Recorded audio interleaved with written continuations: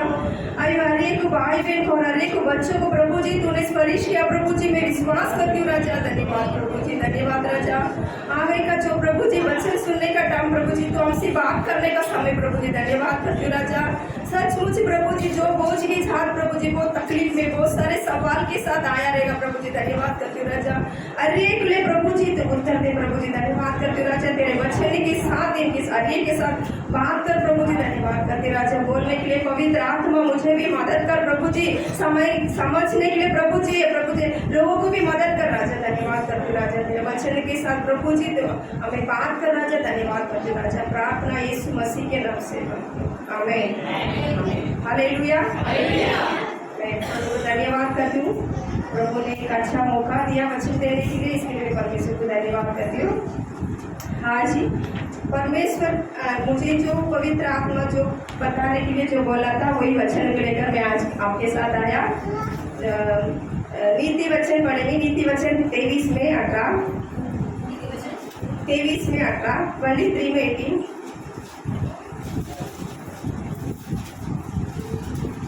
नीति वचन 23, क्योंकि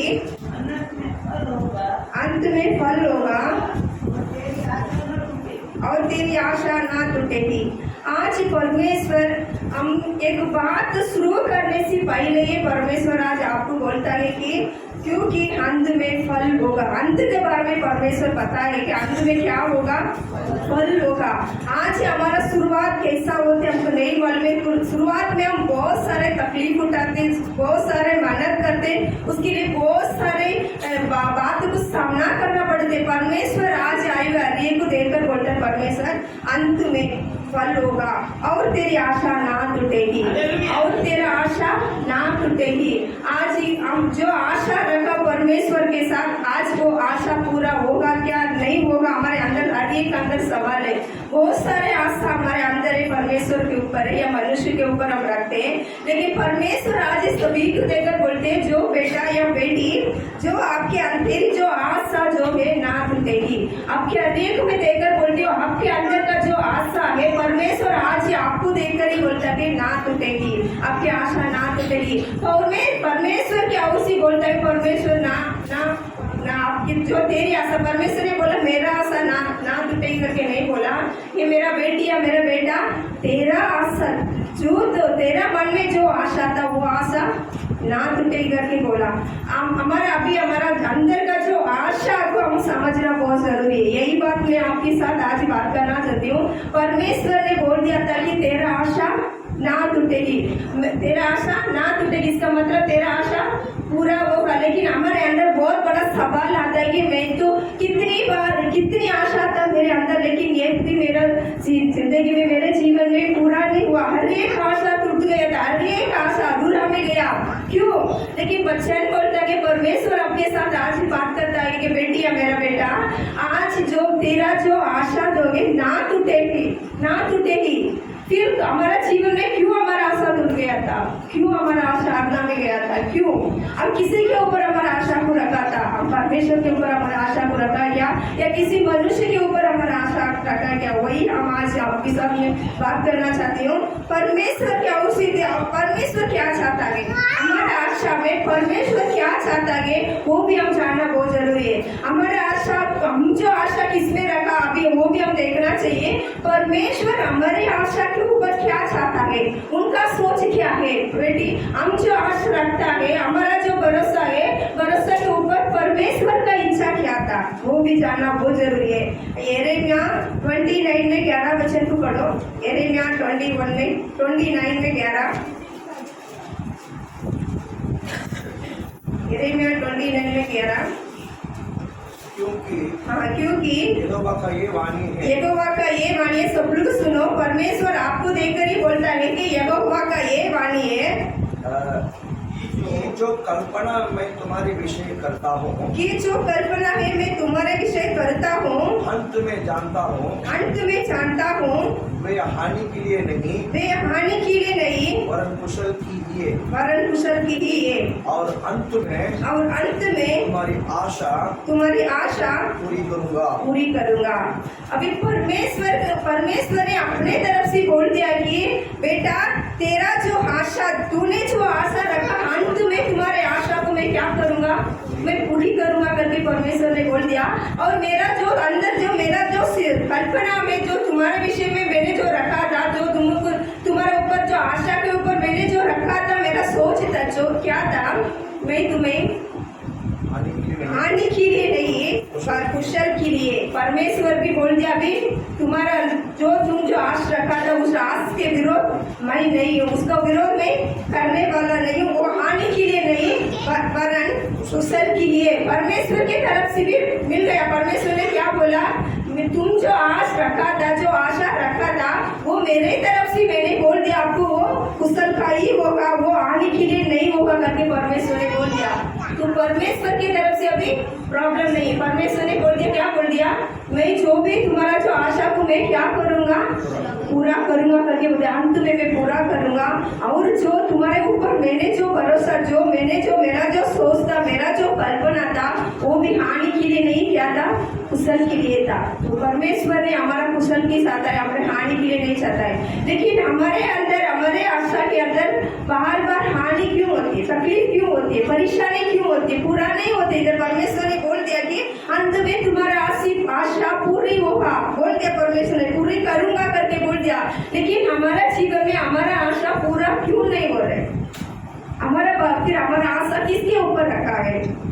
हमारा आशा किसके ऊपर रखा है? पवित्र शास्त्र में दो व्यक्ति के बारे में मैं आपके साथ आज बात करना चाहती हूँ। मनुष्य किसी मनुष्य के देखकर उनको हम जज कर लेते वो कैसा है, हम जज कर लेते उनके स्वभाव को देखकर, उनके बाहर के रूप को देखकर, उनके चाल चलन को देखकर हम डिसाइड कर लेते यही मनुष्य वही रहेगा, जैसा बाहर दिखता है वही रहेगा। सच है, वो जैसा बाहर दिखता है वैसा ही रहेगा। मान में हम अच्छा मिल, जैसा हमको दिखता है वैसा ही हमारा दिमाग में उनके अंदर एक कल्पना हो जाती है, वो वैसा ही। वो मनुष्य अगर उसका नाम लेगा तो हमको वही याद आएगा, उसने जो करेगा, उसका जो स्वभाव है, उसका जो चाल चलन है, उनका हमारे दिमाग में आ जाएगा उसका नाम को सुनकर। लेकिन परमेश्वर बोलता है कि हमारा स्मरण करके, हमारा कल्पना में परमेश्वर बोलता है तुम्हारा जो तुम्हारे अंदर जो मेरा अंदर तुम्हारा कल्पना है, उस कल्पना हानि के लिए नहीं वरन कुशल के लिए। परमेश्वर ने हमें शांति के लिए, हमारा समाधान के लिए परमेश्वर चाहता है। जो भी हमारे साथ हो रहा है उस बात को परमेश्वर हमें हानि होने के लिए नहीं वरन परमेश्वर हमें कुशल में बदलने के लिए परमेश्वर काम कर रहा है। पवित्र शास्त्र में दो व्यक्ति के, बहुत सारे व्यक्ति मैंने देखा, बहुत सारे व्यक्ति के जीवन में परमेश्वर इस टॉपिक के ऊपर मुझे बहुत सारे लोग मिला है। लेकिन मैं दो ही व्यक्ति के बारे में आज आपके साथ बात करना चाहती हूँ क्योंकि मुझे इस बहुत अंदर था, बार यही बहुत कुछ समस्या मेरे मन में था। क्योंकि कलीसिया में हम देखते हैं परेशानी में बार परेशानी किसी के मुंह में भी सुनो, सबके अंदर एक इच्छा है, अच्छा होना है, लेकिन अच्छा नहीं हो रहे। क्यों अच्छा नहीं हो रहे ये भी हमें समझना बहुत जरूरी है। क्योंकि अगर हमारा गलती हमको मालूम पड़ गया तो गलती से बाहर आना भी बहुत जरूरी है। इसीलिए मैं आज आपके साथ दो व्यक्ति के बारे में मैं बात करना चाहती हूँ। प्रेरित 9वां अध्याय में 13 वचन। हनन्याह ने उत्तर दिया, हे प्रभु, मैं इस मनुष्य के विषय में बहुत से सुना हूँ। हाँ, मैंने इस मनुष्य के विषय में बहुत सुना है कि इसने यरूशलेम में तेरे पवित्र लोगों के साथ बड़ी बड़ी बुराइयां की है। मेरा हिंदी थोड़ा प्रॉब्लम रहेगा, मैं विश्वास करती हूँ आपको समझ में आएगा क्योंकि मेरा लैंग्वेज ही अलग है, तो मुझे पढ़ाई करने के लिए नहीं आता है, इसकी लिए मुझे थोड़ा तकलीफ है। इसमें पौलुस के बारे में इस व्यक्ति बोलता है जो हनन्याह है। हनन्याह को परमेश्वर ने कुछ बात बोला कि सौलुस करके एक नाम का व्यक्ति है, एक घर में रह रहा है और तेरे लिए वो इंतजार कर रहा है उस मनुष्य के साथ तू मिलना, मैं जो कर रहा हूँ उसके साथ तू बात करके परमेश्वर ने हनन्याह के साथ बात किया था। तभी हनन्याह ने बोला था उस मनुष्य को मैं जानता हूँ प्रभु जी, तू जिस व्यक्ति के बारे में मुझे बोलता है, परमेश्वर ने सौलुस के बारे में बताया था, उस सौलुस के बारे में मैं जानता हूँ कि क्योंकि 9 अध्याय में पहला वचन से आप देखोगे कि सौलुस ने अच्छा व्यक्ति नहीं था, परमेश्वर का विरोध काम करने वाला था, परमेश्वर का लोग का विरोध काम करने वाला था। उसने दमिश्क से चिट्ठी लेके आया था कि जो मसीह को ग्रहण करता है, जो मसीह को आराधना करता है, उन लोगों को मारने के लिए, पीटने के लिए, उनको बंदी करने डालने के लिए उसने चिट्ठी लेके आया था। अधिकार के साथ आया था, मसीह लोगों के जीवन में बुराई करने के लिए, उनको विरोध काम करने के लिए अधिकार के साथ आया था। वो पुरुष के लिए स्त्री को भी नहीं छोड़ा था। पहला वचन में आप देखो, 9 अध्याय पहला वचन में देखो, वो ना स्त्री को भी नहीं छोड़ा, ना पुरुष को भी नहीं छोड़ा। किसी किसी के उनके सामने मिला था जो मसीह को ग्रहण किया था, जो परमेश्वर को जो आराधना करता था, उन व्यक्ति को देख कर ही उनको मारने का, उनको पीटने का, उनको बंदी करने डालने का था। उसका प्लान वही था, वही काम वो किया था। सारे मसीह लोग अभी तो शाऊल को नाम को सुनकर सबके अंदर घबराहट हो गया, क्योंकि अगर वो सामने आएगा ना, आज ही आज हम बंदी घर में जाना पड़ेगा, जेल में जाना पड़ेगा। इतना डर था सबके अंदर, सबको उसने मारा। उसके पहला अध्याय में आप 8वां अध्याय में देखो, स्तेफान करके एक व्यक्ति को मार डाला था, स्तेफान करके एक व्यक्ति को मार डाला था। उसके हाथ, उसके काम में सौलुस का भी काम था, उसका भी परमिशन के द्वारा ही उसको भी मार डाला। इतना एक खतरनाक व्यक्ति था। पर यीशु मसीह ने बोला था, अननियास तू जा, अभी शाऊल करके एक नामक व्यक्ति है, उस नामक व्यक्ति को तू जाकर अभी मिलना है। अगर किसी ने मारने वाला खूनी के पास जाने के लिए अगर किसी को बोलेगा हम जाएगा, हमारा दिमाग में क्या आएगा? उनका चेहरा को देखकर ही डेंजर लगेगा, उनके गुस्सा, उनके जब भी वो गुस्सा में क्या करता था, उनका रिएक्शन, उनके एक्शन, बॉडी लैंग्वेज कैसा रहेगा, सब कुछ हमारा दिमाग में आएगा। एक अनन्या जो भी एक सेवक है, परमेश्वर का एक काम करने वाला था, वो आराधना करने वाला था। अगर मैं भी उसके सामने अभी जाएगा, वो मुझे भी नहीं छोड़ेगा, मुझे भी मार डालेगा या मुझे भी बंदी घर में डालेगा। उसके मार काटने के लिए नहीं चाहता था, मैं नहीं मार कर सकता, काट सकता हूँ उसके हाथों से। इसके लिए बोला, प्रभु हम सारे लोगों को मालूम है सौलुस के बारे में, आपको नहीं मालूम है क्या? आपको उसके पास मुझे क्यों भेजना है? मैं नहीं जाऊंगा करके बोला था। सब लोगों के अंदर सौलुस के ऊपर क्या था? खूनी था, सताने वाला था, लोगों को मारने वाला था, लोगों को बंदी घर में लेके चलने वाला था। सभी के मन में यही था सौलुस के बारे में। सौल सभी के मन में ये था कि वो मारने वाला था, सताने वाला था। उनका नाम ही क्या था? मसीह लोगों को सताने वाला था। लेकिन यीशु मसीह के अंदर क्या है वो हम देखना चाहिए। मनुष्य को मालूम है, हम बाहर के रूप को देखते, सचमुच सौल जो है एक मारने वाला था, सताने वाला था, उसमें कोई झूठ नहीं, सच बात है। सौलुस रियलिटी, उनका स्वभाव वही था, मारने वाला था।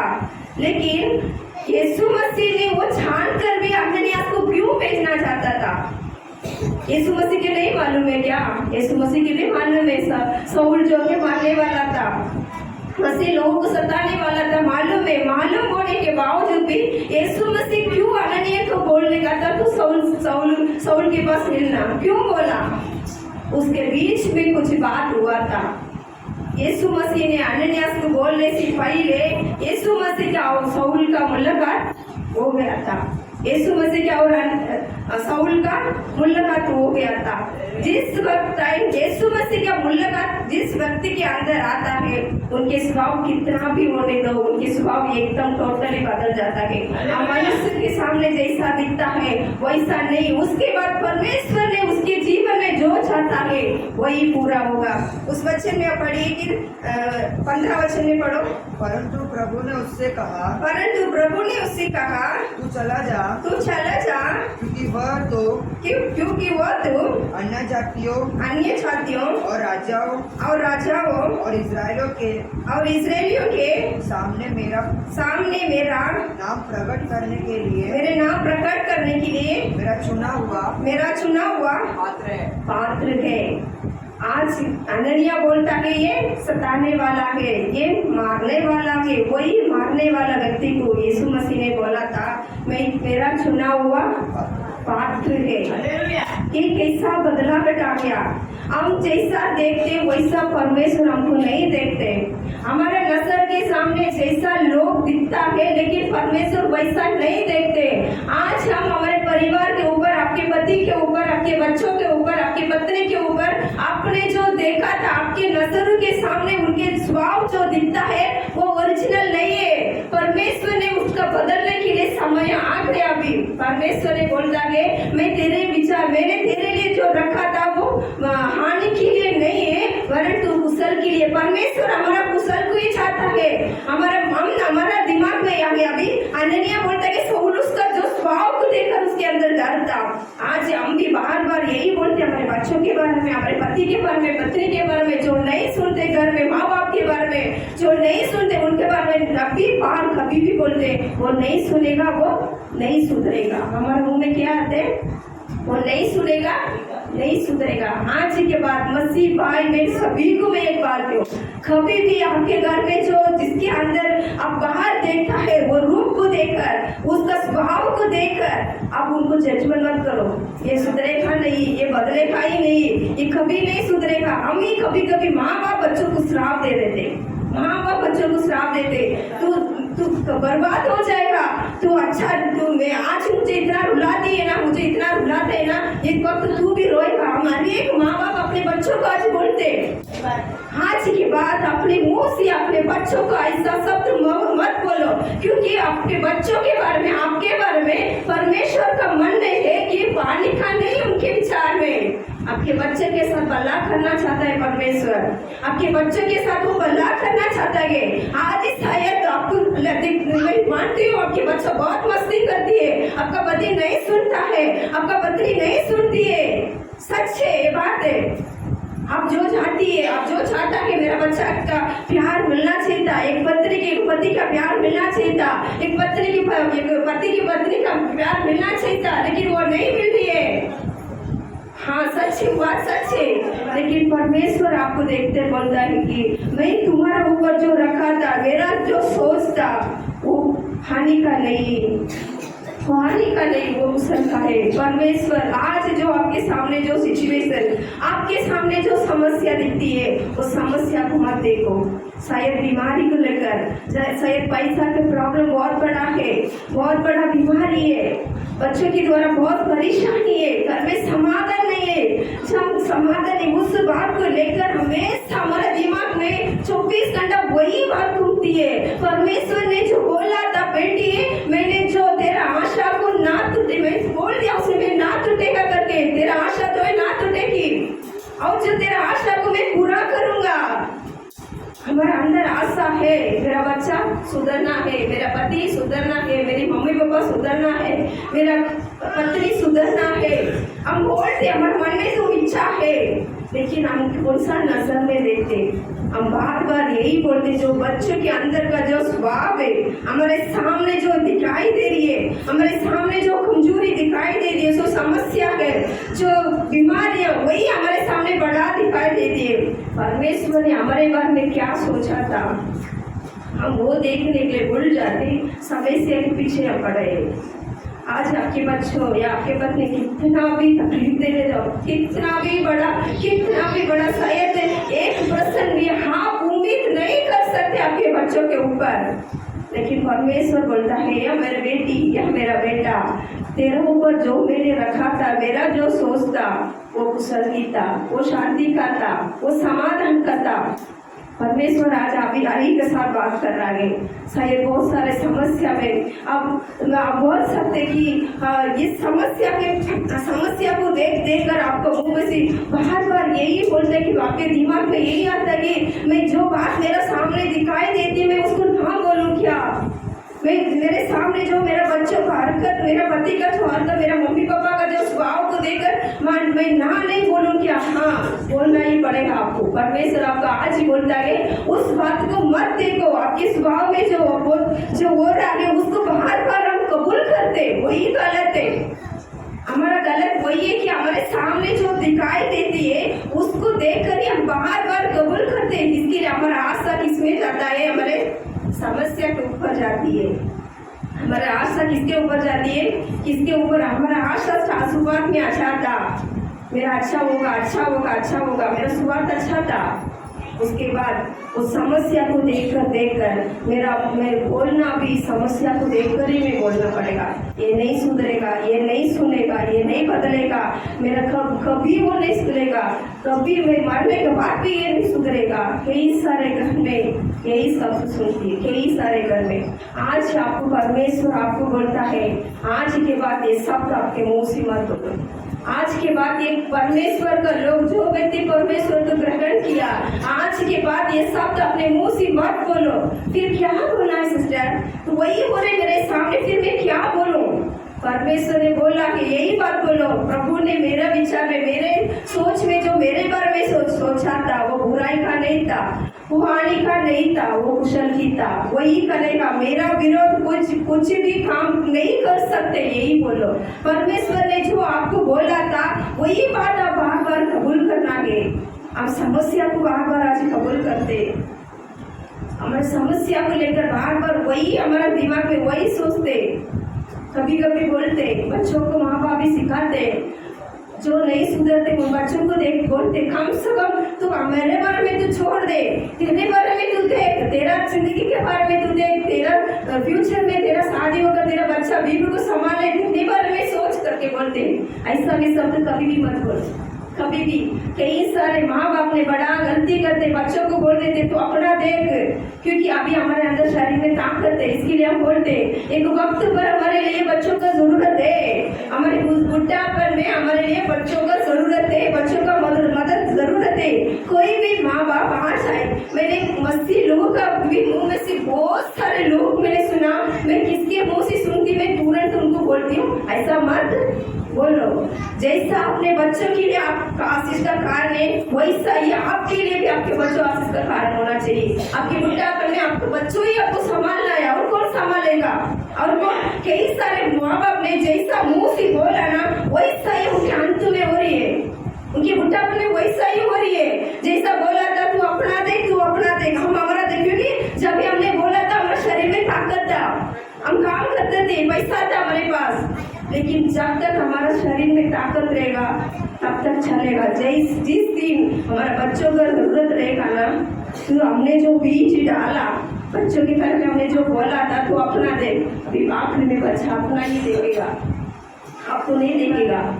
क्योंकि हमारा जो हमारे मुंह से निकलने वाले हर एक शब्द में वैल्यू है, हर एक शब्द में वैल्यू है, हर एक शब्द में परमेश्वर का स्वर्गदूत आमीन आमीन आमीन कहता है हमारे पास होकर। हम जो मुंह से बोलते हैं, अगर हमारे बच्चे तो विरोध बोलेगा ये नहीं सुधरेगा, हमारे बाजू का स्वर्गदूत आमीन बोलता है, वही पूरा होगा।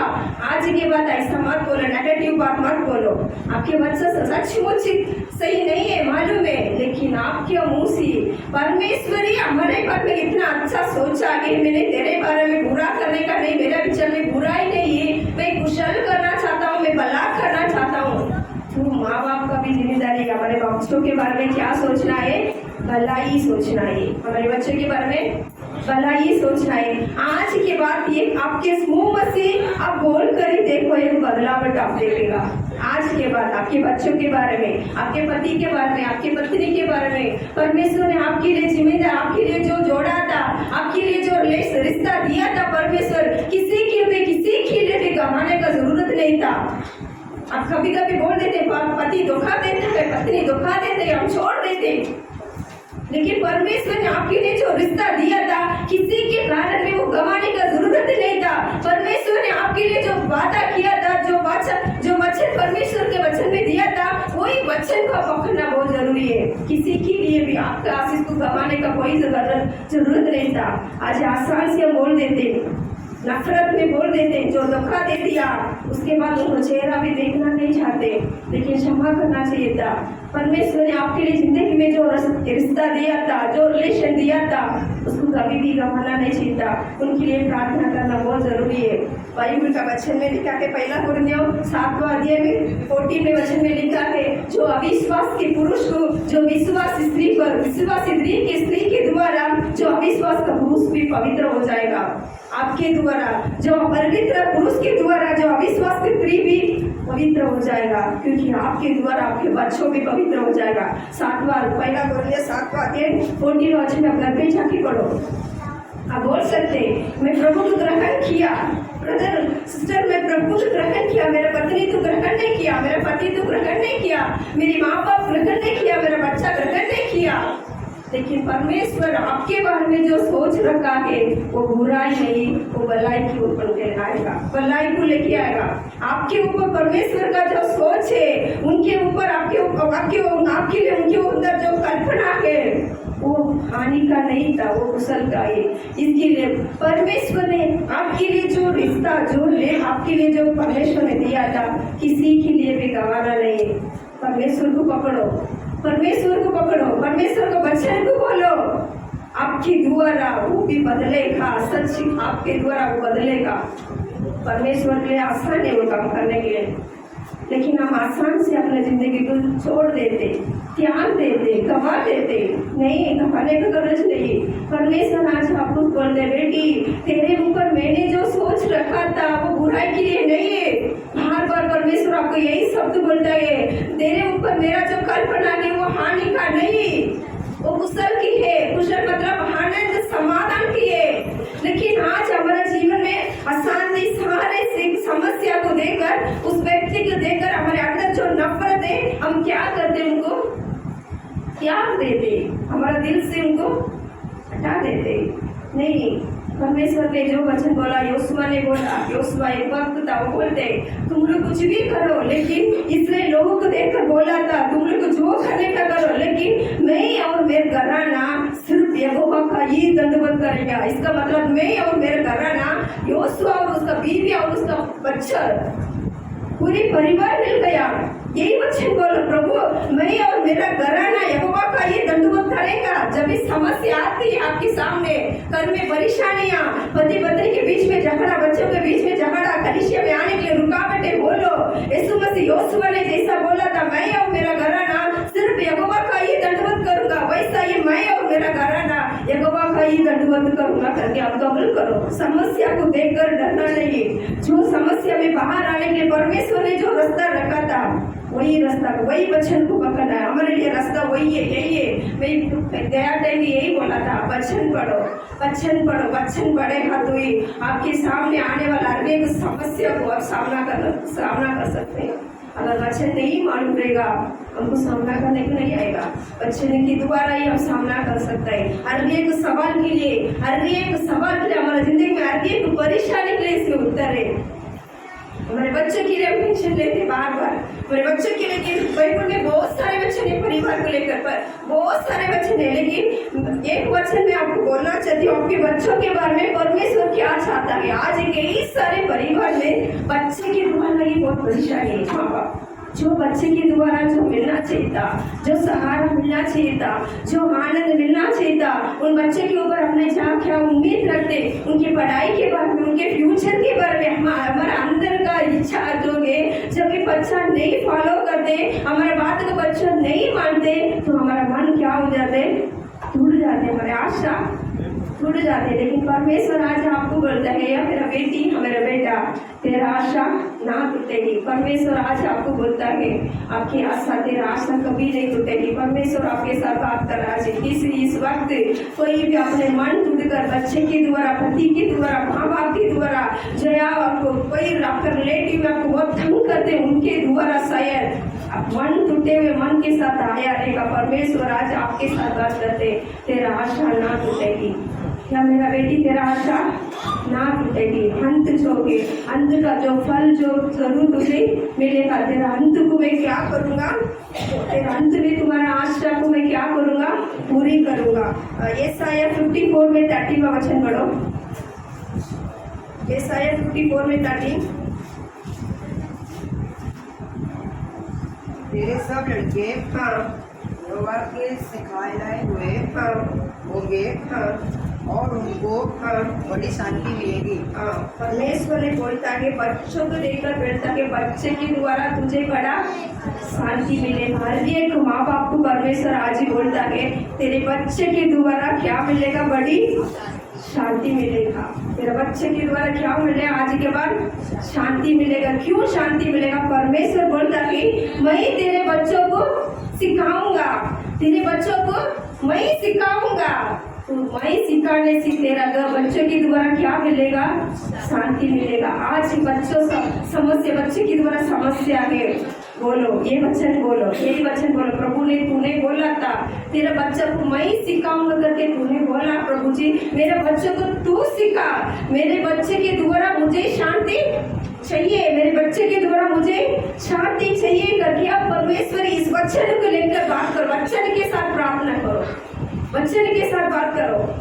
कभी कभी मेरे मन में बच्चे के द्वारा बहुत तकलीफ होती है, रात भर में ऐसा ही जब बच्चे लोग सोते उनके पास होकर चलते फिरते मैं यही बोलती परमेश्वर तूने बोला था तेरे बच्चों को मैं सिखाऊंगा, तेरे बच्चों का शांति बढ़ाऊंगा करके तूने वादा किया। ये वचन तूने मेरे साथ वादा किया, ये वचन के द्वारा मेरे बच्चे के साथ पूरा होना ही पड़ेगा, मेरे साथ पूरा होना। प्रभु तू पूरा कर, मेरे बच्चे के द्वारा मुझे क्या चाहिए? दुख नहीं चाहिए, अशांति का मन नहीं चाहिए, समस्या नहीं चाहिए, मेरे बच्चे के द्वारा मुझे समाधान चाहिए, मेरे बच्चे के द्वारा मुझे शांति चाहिए। परमेश्वर बोलता है, ये कोई मनुष्य नहीं बोला। अगर कोई मनुष्य का सलाह जो है धोखा दे सकता है, बुराई भी उनका संबंध जो है बुराई हो सकता है, लेकिन परमेश्वर बोलता है कि उसका अंत को, तेरा आशा का जो अंत को मैं पूरी करूंगा करके बोला परमेश्वर। बच्चों के बारे में आप टेंशन मत लो, बच्चों के लिए प्रेयर ऐसा बोलो कि प्रभु तूने बोला था तेरा बच्चों को मैं सिखाऊंगा, तेरा बच्चों को मैं सिखाऊंगा। तो मैं बोलती कभी कभी हार जाते, बच्चों को कितना हम समझाते, समझने की कोशिश नहीं करते, बहुत तंग करते।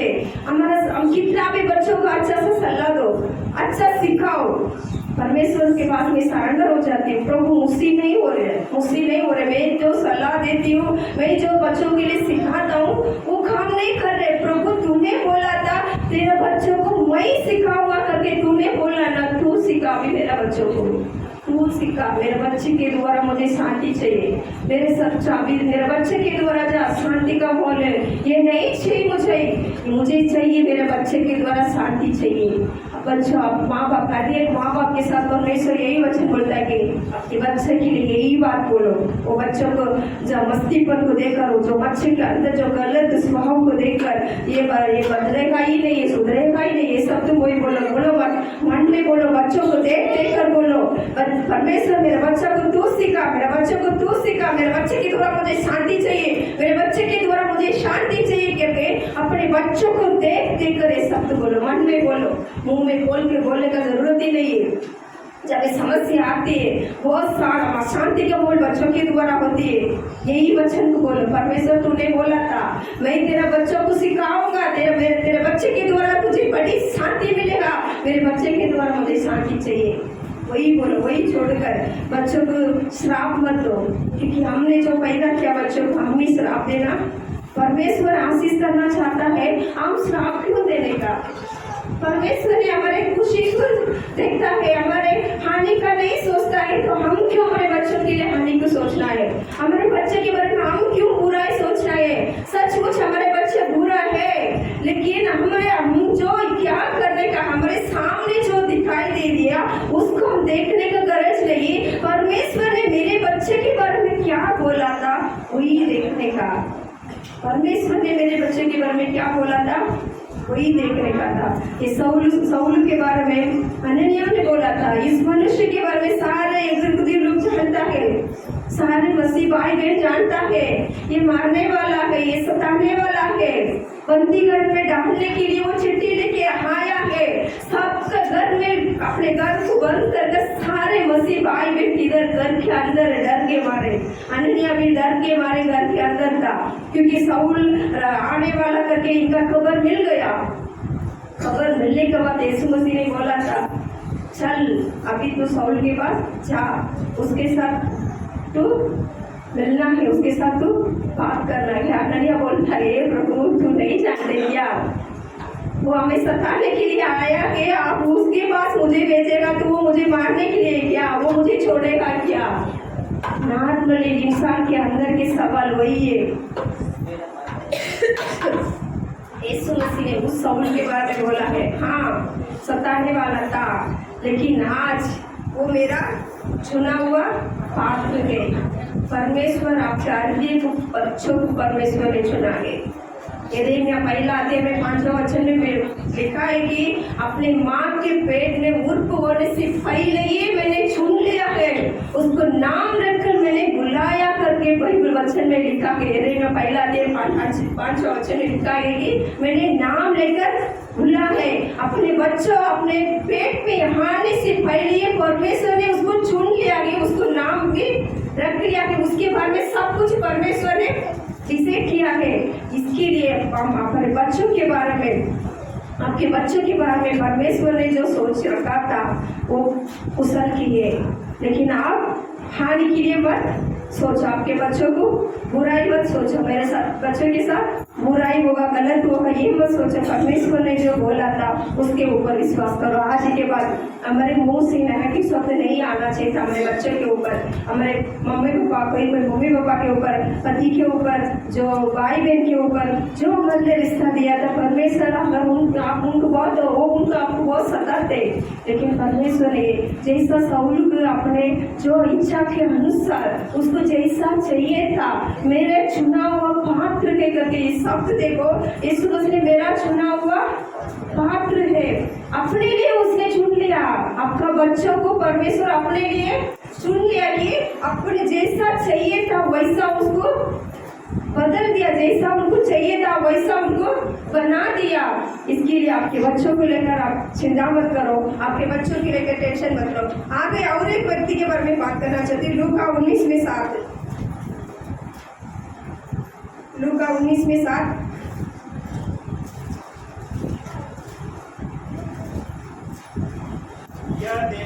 ये देखकर सब लोग उड़ाकर कहने लगे, वो तो एक पापी पापी मनुष्य के यहाँ जा उतरा है। इस सत्य इसकी कहानी हम सबको मालूम है, स्टोरी सबको मालूम है। जक्के के बारे में लिखा है, यीशु मसीह जब भी था वो रास्ता पे जा रहा था, यीशु मसीह के मिलने के लिए जक्के के अंदर बहुत इच्छा था, तो एक झाड़ के ऊपर चढ़ गया था। यीशु मसीह वो जिधर था उधर ही जाकर उसको बुलाया था, तो नीचे आ, आज मैं तेरे घर में आना चाहता हूँ। यीशु मसीह ने जक्के को बोला था, मैं आज तेरा घर में आना चाहता हूँ करके बोला था। जैसा इस व्यक्ति के बारे में बाइबल में बताया है, तो लोग के अंदर क्या था, ये तो पापी मनुष्य था। यीशु मसीह की नहीं मालूम है क्या ये पापी है करके, यीशु मसीह की मालूम है पापी है। फिर भी यीशु मसीह ने जक्के के हाथ पकड़कर, जक्के ने यीशु का हाथ पकड़कर अपने घर में लेके गया था। क्यों लेके गया था? पापी था। फिर यीशु मसीह कैसा उसका हाथ को पकड़ने दिया, कैसा उसको मालूम नहीं क्या पापी है करके मालूम है। लोग सब लोग बोलते हैं ये इतना अद्भुत काम करते, ये कुछ गलत नहीं करते, अच्छा इंसान है, ऐसा बोलते, बहुत सारा बोलते, इसको बहुत सारे नाम रखा है, लेकिन इसको मालूम नहीं है कि सत्य के बारे में। हमको सबको मालूम है वो कितना बड़ा पापी है, ये यीशु मसीह की नहीं मालूम। सभी के अंदर का विचार था इस जक्के के बारे में, क्योंकि उसको लूटने वाला था। बहुत सारे लोगों का पैसा तो उसने लूट लिया था। बहुत सारे लोगों का जितने अपने पैसा को गवा दिया वो चुपचाप रहेगा क्या? सब लोग ने बोला था कि इसने मेरा पैसा तो जितना लूट लिया। सब लोग बोलते अगर किसी ने हमारे यहाँ से अभी जिधर भी जाओ गवर्नमेंट के ऑफिस में, हम पैसा के बिना कुछ काम नहीं होते, उधर पैसा देना पड़ते। हम किधर भी रास्ता पे उनको देखेगा तो हम कुछ नहीं बोलते, क्या बोलते? इस व्यक्ति के मैंने आज इस काम के लिए इतना पैसा दिया था करके हम क्या करते, बोलते। वैसा ये जक्के के पास कितने सारे लोग ने जो पैसा दिया था, सबका नजर अभी जक्के के यीशु मसीह के ऊपर है, जक्के के ऊपर भी नहीं, अभी यीशु मसीह के ऊपर गया। ये क्यों? पापी क्या हाथ पकड़ा, पापी के घर में जाने का क्या जरूरत है? इसको मालूम नहीं है क्या हमको इतना तकलीफ दिया, उस मनुष्य के घर में क्यों जाने का क्या जरूरत था? तभी यीशु मसीह ने उनके दिमाग को, उनके सोच को जानकर यीशु मसीह ने एक शब्द बोला 19 में 9 और 10 वचन। तब यीशु ने उससे कहा, आज इस घर में उधार आया है, इसलिए कि ये भी अब्राहम का एक पुत्र है, क्योंकि मनुष्य का पुत्र कोई ढूंढने और उनका उद्धार करते आए कि यीशु मसीह जब जक्के के घर में गया था, जब यीशु के सामने जक्के का पाप नहीं दिखाई नहीं दिया था, उसके आंखों के सामने क्या दिखाई दिया था? ये भी अब्राहम का पुत्र थे। आपको भी हर एक को परमेश्वर बोलता है आज ही, तू भी मेरा पुत्र है, तू भी मेरा पुत्री है, मेरा बेटा और मेरा बेटी है। अगर इतना पापी का मनुष्य को देखकर यीशु मसीह ने बोलता है कि मेरा ये भी अब्राहम का पुत्र है। लोग ने बोला था उसको पापी पापी पापी। आज भी हम भी किसी इंसान को उनका गलत स्वभाव को देखकर उनको हम क्या नहीं करने का, पापी नहीं बोलने का, उनके विरोध हम डिसाइड नहीं करने का, उनके ऊपर हम ये छापा नहीं लगाना चाहिए था, ये पापी है, ये पापी है, लूटने वाला है, गलत नहीं कर हमने। लेकिन परमेश्वर उसके ऊपर जो विचार था, उनके जक्के के बारे में परमेश्वर का विचार था, ये भी अब्राहम का पुत्र है। परमेश्वर आपके बच्चों को भी आज बोलता है, ये भी परमेश्वर का पुत्र है। जो उद्धार नहीं हुआ आपके घर में, जो उद्धार नहीं हुआ आपके घर में आज तक, जिसके अंदर बदलावट अभी तक नहीं हुआ, शायद आप उनके ऊपर नफरत कर सकता है, शायद आपको उनके प्रति प्रेम नहीं रहेगा, क्योंकि आपने प्रेम कर कर कर उनके स्वभाव को देखकर आप हार गया। लेकिन परमेश्वर आज भी बोलता है, वो भी अब्राहम का पुत्र है, अब्राहम का पुत्र है। परमेश्वर बोलता है, जिस व्यक्ति के ऊपर आपका जो आशा, जो भरोसा गया है, परमेश्वर उस व्यक्ति की देखकर बोलता है, वो भी मेरा पुत्र है, वो भी परमेश्वर का पुत्र है। इसके लिए परमेश्वर ने जो हमको दिया था, उनका हम क्या करना चाहिए? वो भी परमेश्वर का पुत्र है। प्रभु ये भी तेरा पुत्र है, ये भी तेरा पुत्र है। अगर जिस दिन यीशु मसीह जैसा सगेव के साथ यीशु मसीह का मुलाकात हुआ था, उसी ही दिन सगेव का अंदर बदलाव हुआ। उसने कबूल किया था, मैंने जितना किया था, जिसके साथ अगर मैंने लिया 4 गुना, मैं उनको वापस दूंगा। जिस दिन यीशु मसीह अंदर आता है, उसी दिन उनके अंदर परिवर्तन होता है। अगर वो परिवर्तन आप भी नहीं कर सकते, कोई मनुष्य नहीं कर सकते, लेकिन परमेश्वर कर सकता है। जक्के के अंदर इतना बड़ा परिवर्तन 1 ही सेकंड के अंदर, जैसा यीशु मसीह ने उसके हाथ को पकड़ा था, जैसा यीशु मसीह ने उसके घर के अंदर गया था, यीशु मसीह ने जैसा बोला था, आज इस घर में उद्धार हुआ है, इसके लिए जिस दिन उद्धार हुआ था, उसी दिन उसने अब्राहम का पुत्र बन गया, यीशु मसीह का पुत्र बन गया। आज परमेश्वर बोलता है, जिस व्यक्ति के जीवन में आज तक उद्धार नहीं हुआ, आपके घर में, आपके आजू बाजू में या आपके परिवार में, परमेश्वर आज बोलता है, जिस दिन उनके साथ परमेश्वर का मुलाकात होगा, उसी दिन वो भी उनके अंदर भी उद्धार होगा, वो भी अब्राहम का पुत्र, अब्राहम का पुत्री बनेगा। परमेश्वर करेगा, लेकिन विश्वास करना मेरा काम है। परमेश्वर ने जो वचन दिया था, उसको पकड़ना मेरा काम है। अगर वो जो बोला था, उस बात को छोड़ दे, बार बार मैं वही बोलूंगा, मेरे सामने जो दिखाई दे रही है, वही समस्या को देखकर मैं बोलते रहूंगा, तो फिर मेरा आशा जो है वो समस्या के ऊपर गया। जो मेरा आशा फैला था, सुधरना चाहिए था, रखा था, लेकिन काफी थोड़ा दिन में मेरा आशा किधर हो गया, मेरा समस्या को देखकर डाइवर्ट हो गया। समस्या को देखकर उसको मैंने बड़ापन कर उसको जिधर रखना चाहिए था समस्या को, मेरे आंखों के सामने रख कर जो परमेश्वर ने वचन बोला था, वो मेरे आंखों के सामने रखना चाहिए था, वही मेरा मुंह में बार बोलना चाहिए था। लेकिन वो वचन को, उस शब्द को मैंने साइड में रखकर, जो मैंने आंखों के सामने जो दिखाई दिया था समस्या, उसको मैंने बार बोलने के कारण आज भी मेरा आशा जो है पूरा नहीं हुआ मेरे जीवन में। आज इसके लिए आपके जीवन में जो आपका जो आशा था, आज तक पूरा नहीं हुआ। आज के बाद ये बोलो कि मेरे बच्चों के बारे में, मेरे परिवार के बारे में परमेश्वर के सोच में है कि वो हानि का नहीं, वो भला की है। परमेश्वर मेरे परिवार के लेकर भलाई के बारे में सोचा है। अगर परमेश्वर आपके परिवार के बारे में बुराई सोचेगा तो आप कुछ नहीं कर सकते। लेकिन परमेश्वर आज आपके साथ बात करता है कि मैं तेरे बारे में भलाई सोचा है, मैंने बुराई नहीं सोचा, हानि का नहीं सोचा। तो हम क्यों सोचने का? आज के बाद यही बात बोलो, क्योंकि काफी दिनों से परमेश्वर ये मेरा मन में बहुत बड़ा ये बोझ डाला था कि इस सारे परिवार में बच्चे के द्वारा ये समस्या है, पत्नी के द्वारा समस्या है, माँ बाप के द्वारा समस्या है। जिस घर में बच्चा अच्छा है उस घर में माँ बाप का स्वभाव एकदम अलग है। जिस घर में मम्मी पापा अच्छा है बच्चों का स्वभाव अलग है।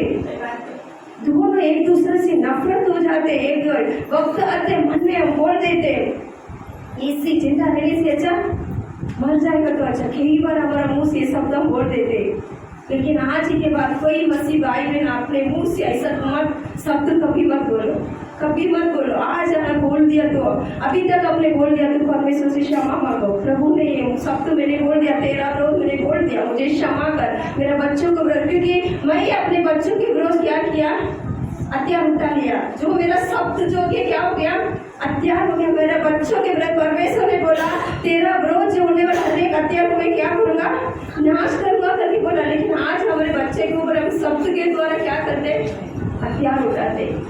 आज के बाद उस हथियार को मत उठाओ।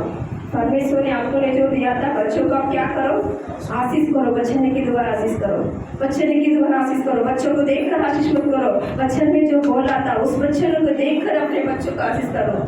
उस बच्चन को देखकर आपका पत्नी का आशीष करो। उस बच्चन को देखकर अपने पति का आशीष करो। वो बच्चन को देखकर हम मम्मी पापा का आशीष करो।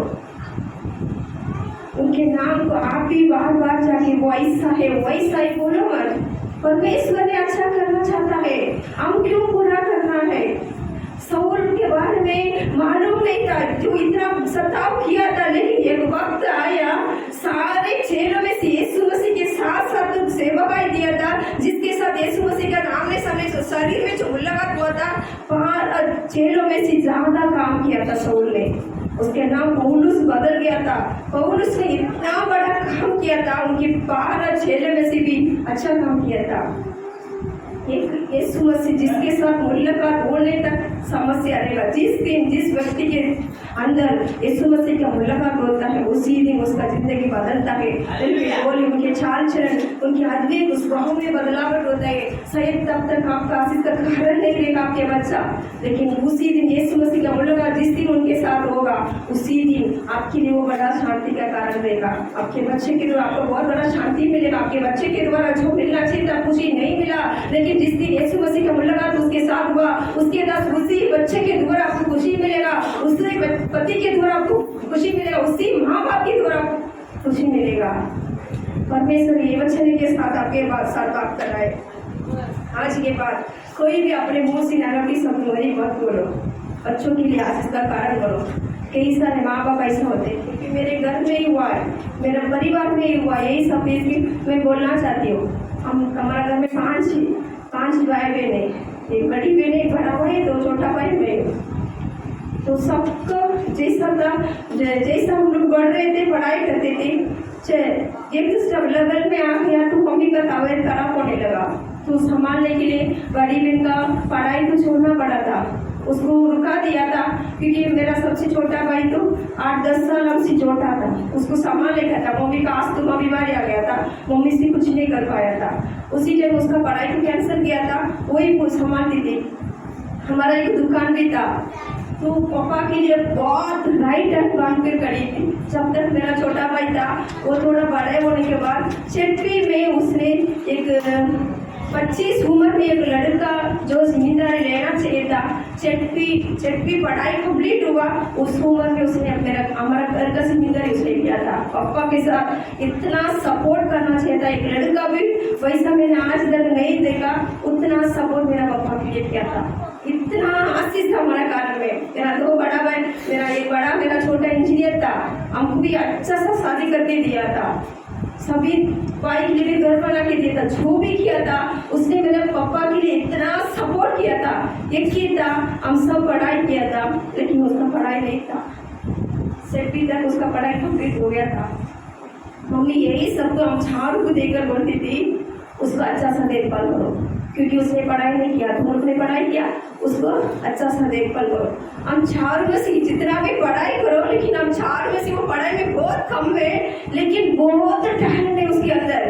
बिजनेस के लिए उसने जो बताया था, सलाह पापा को छोटी उम्र में जो दिया था, सारे सलाह पापा में सक्सेस हुआ था। जो उसने बोला था, जो पापा ने किया, सब कुछ सक्सेस हुआ था। सब कुछ आशीष परमेश्वर ने, पढ़ाई नहीं लेकिन सारे ज्ञान परमेश्वर ने इसको दिया था। लेकिन मम्मी ने यही तो सब सभी को चारों को बोलती थी, चारों को यही बात बोलती, तो तुम लोग बड़ा होएगा ना उसको देखभाल करेगा, उसको संभालेगा, उसको संभालेगा, उसको संभालेगा था। तभी उनको मालूम नहीं था क्योंकि उसके अंदर तो इतना टैलेंट है। लेकिन जो मम्मी का जो बीज है ना, तुम चारों क्या करने का उसको संभालेगा। मम्मी ने उसको देखा नहीं, उसके अंदर का हमसे भी बड़ा टैलेंट है, हमसे भी मेहनत करने वाली है, जो भी वो करेगी वो सफल होगा, इतना बड़ा आशीष है। लेकिन मम्मी ने जो बीज डाला था ना, तुम चारों उसको संभालना।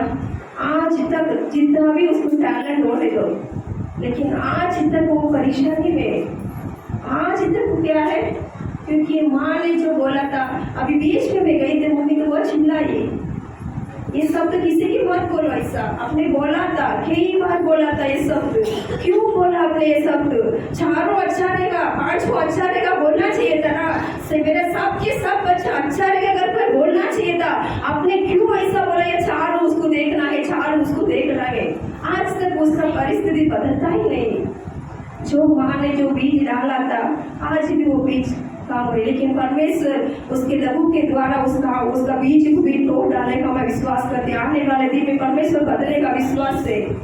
लेकिन वो जानकर अभी मिला जो हमें पहले मिलता था, बोल सकता था मम्मी, पहले मम्मी का ये काम होता था, ये बोलना नहीं चाहिए था। आप भी अपने बच्चों में ये को बड़ा, ये को छोटा समझ लो।